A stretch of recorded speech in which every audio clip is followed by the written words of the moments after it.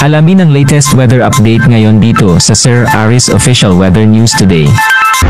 Makikita natin wala tayong minomonitor na low pressure area sa loob at labas ng Philippine Area of Responsibility at ang umiiral sa ngayon ay ang southwest monsoon o hanging habagat, particular na dito sa may kanlurang bahagi ng Luzon at Kabisayaan. Nakikita natin may mga kaulapan dito particular na sa may kanlurang bahagi ng Luzon kaya nasa ating ngayong araw malaki yung tsansa na mga paggulan at maulap na kalangitan sa bahagi ng Bataan, Zambales, gayon din sa may Pangasinan.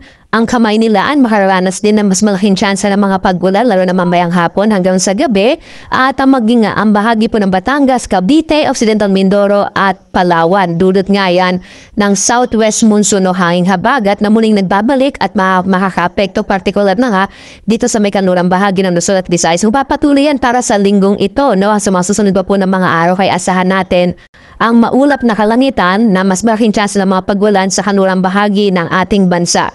Samantala, Intertropical Convergence Zone or ITCZ pa rin ang magdadala ng maulap na kalangitan na may kalagkat na mapaggulan, pagkid at pagkurog sa may bahagi naman ng Davao Region at Soc-Sarge. Kaasahan po natin, no, posible pa rin yung mga landslides and flash floods dulot ang mga pagkulan na dulot ng ITCZ sa bahagi ng Mindanao. Ang lalabing bahagi naman ng ating bansa sa may Luzon, Visayas at Mindanao, inaasahan naman natin medyo mainit at tanghali pa rin habang posible pa rin yung mga isolated o puno-punong paggulan, pagkid at pagkulog na nangyayari sa hapon hanggang sa gabi.